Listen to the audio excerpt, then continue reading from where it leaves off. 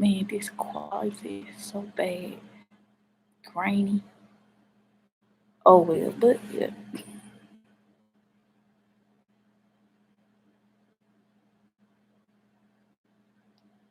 Hey everybody. While I'm on here, I'm just gonna tell you all about dreams. Um, I'm about to this.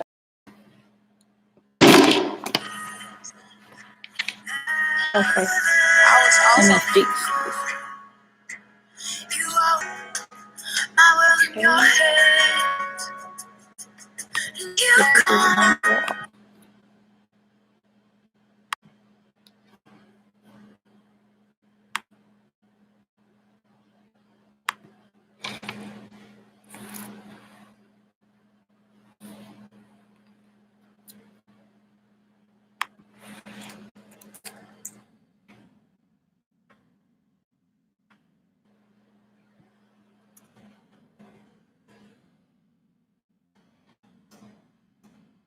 See what quarantine do to you. You have it on YouTube Live, and I don't even really like YouTube Live like this, but I'm trying it.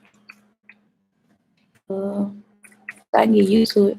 And plus, my spiritual mom, she doing YouTube now, so when I get ready to help her, at least I know what to tell her what to do, you know, how to help her out. Matter of fact, she already, I think her first video is a makeup tutorial, but it will, I really like it. If I can put the link, if I was able to put the link in here for her, I would.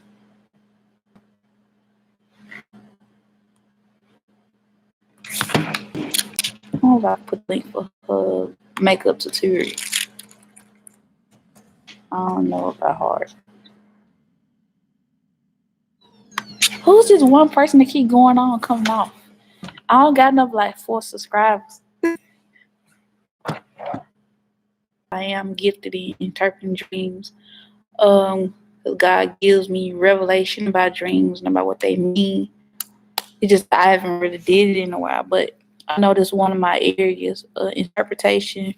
I can interpret tongues. I can do interpretation of a lot of different stuff, but it's just a matter of timing and what's going on at the moment and what you're dreaming about. And like a lot of dreams, I'll have to see written down because it has to be analyzed. A lot of dreams I have to analyze. Like even with my own dream, I'm learning more and more as I go, so I will be more efficient in dream interpreting because also when interpreting dreams, a person cannot rely on what they think something may mean. You have to rely on what God is saying something means because God's gonna hold us accountable for the things that we say and for the if we tell somebody something wrong, interpret somebody's dream wrong, God gonna hold me accountable accountable for that. So even for prophesying, God holds people accountable for what you prophesy to somebody. But sometimes, just to be honest, yeah, a lot of people call people false prophets and stuff, but it's not necessary that they may be a false prophet or a process, and it's not that they're a false prophet all the time. You'll really know a false prophet because it'll be a continual thing, and they won't care, you know. But there is correction when it comes to prophecies, and some people do need to be trained. I don't care what anybody says. That sometimes the prophets are just born like that, but they may be born a prophet, but that don't mean they don't need to go through a process and that they don't need to go through training. But everybody has dreams, and I believe everybody is a prophet. Everybody is prophetic. Not everybody is a prophet, but everybody is at least prophetic. And it's up to people who want to tap into the prophetic as well. It's a choice. It's a decision. I didn't know anything about the prophetic. I didn't know anything about prophecy. I didn't know anything about dreams or dream interpretation. But what I always did notice was that, like, even when I was in high school, I would it was this it was this young boy I had met while I was at church. I was in my uncle's church. I met him like during the summer period, and I think I was 16 at the time. And so as me and him, we would talk on the phone, and his grandma, I would talk on the phone with his grandma, and his grandma would interpret like my dreams and stuff for me. At the time, I didn't really think much about it. At the time, I was like, okay, she told me what this, and that meant in the dream. And I was intrigued, but at the same time, it didn't really grab my attention good enough for me to continue to think about it. But I began to notice as the older I got, the more things I would dream about that were true. Like the last year of my high school year, this what really had got me to knowing that I had visions. My last year week, so the seniors have a hall, and the seniors would decorate their hall. So I just happened to be a senior that year, and it was my last year in high school. So, like when I had went to sleep, I had saw how the hall was gonna look. I saw everything that was gonna be in the hall. So the next day when I had went to school, I had saw. I'm like, man, the hall looked just exactly how I saw it in my dream. Now I didn't. I wasn't one of the people that helped decorate the hall, so I wouldn't know how the hall looked. But it had looked exactly how it looked in my dream. I was like, oh, okay, well, I'm like, well, I must, have visions and stuff because it was like when I really started to notice.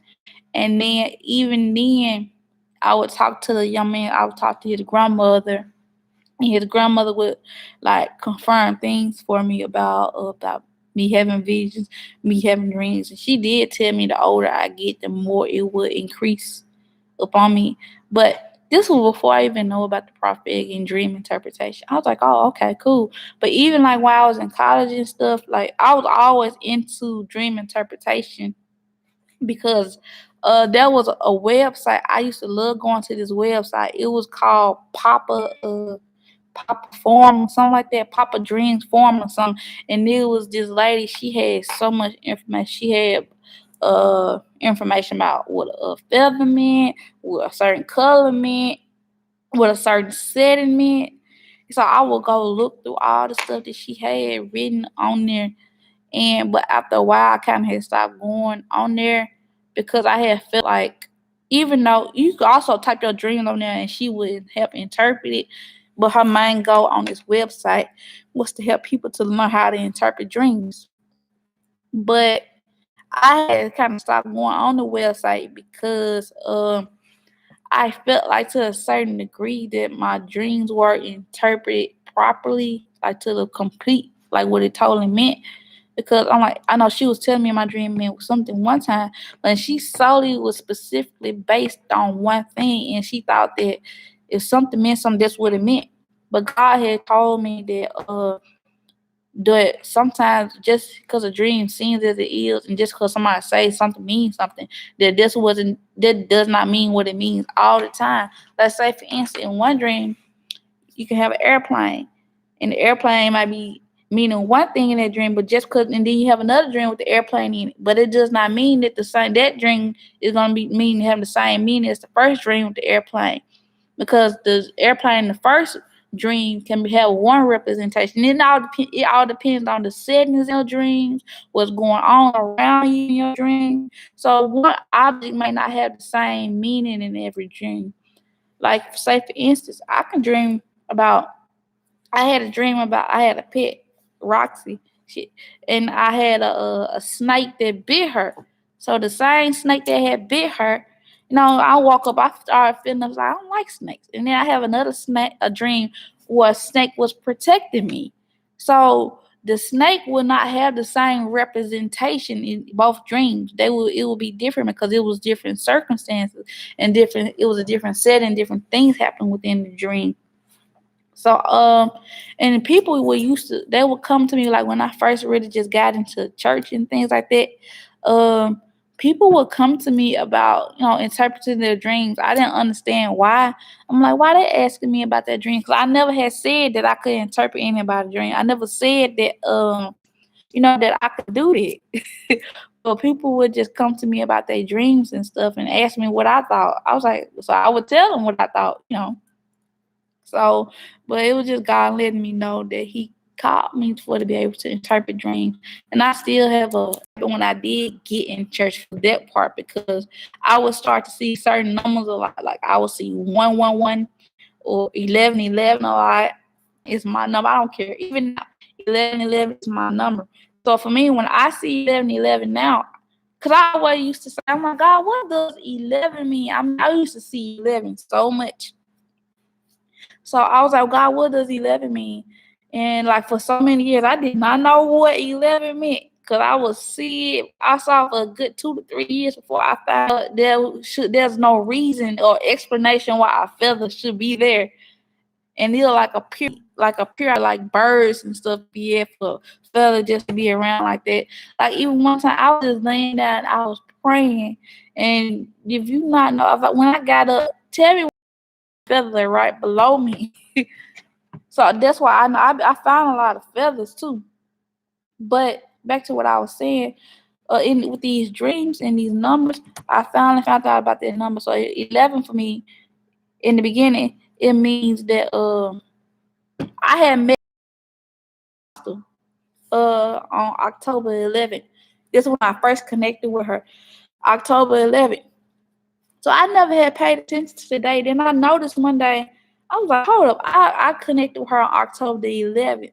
So every time 11/11 comes around, it does have something to do with her because she's around or something about her comes around when 11 or 111 hits.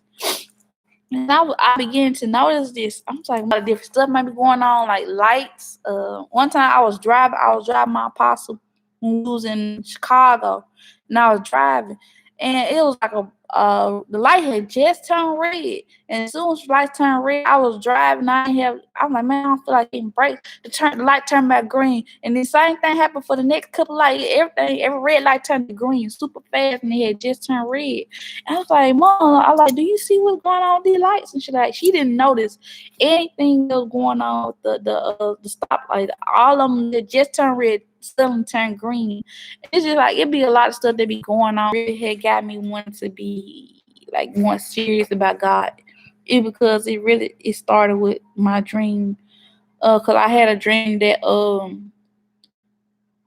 when I was somewhere and I was stumbling, I was falling, and then all of a sudden I was walking and my environment changed.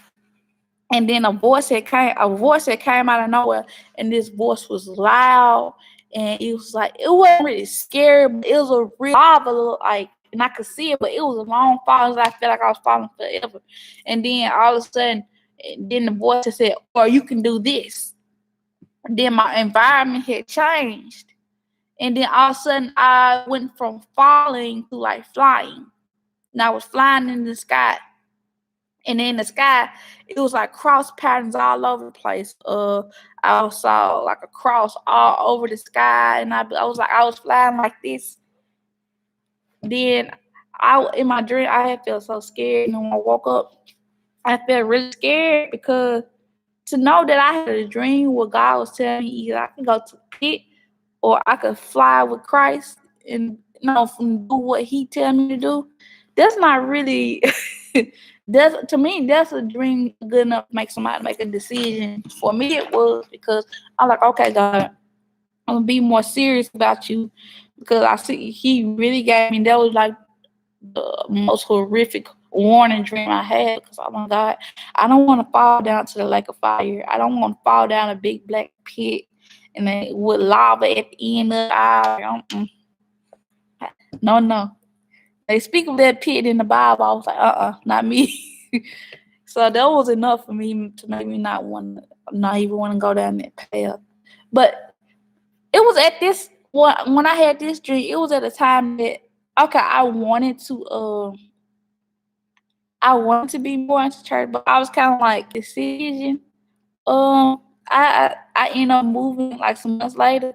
I ended up moving to Illinois. I gave up so much stuff. I had left my home. I had a car. I had left that behind. I had a pet. I had to leave her behind.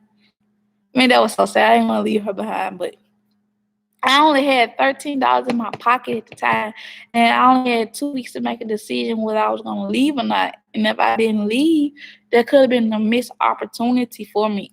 So I was leaving to go to Chicago. So this would be the first time I had ever went to Chicago I went on a bus, and it was like a 13-hour bus ride, and then this bus had came to like I think Union Station in Chicago, and then from there I had to catch a train. That was my first time riding like the subway. So all of it was just new for me. I'm not gonna say it was overwhelming, but I mean, to be honest, that was not a decision I had wanted to make, but it needed to be made because looking back now, if I didn't make that decision, and if I didn't take that leap of faith, I would have missed out on learning so much and growing so much spiritually. You got to be willing to take chances and take chances and to have a leap of faith. Then also, and how a dream played into this was also because I had went with my apostle. She's my apostle now, but I went with her. She had told me she had a vision that she had saw me up there with her helping.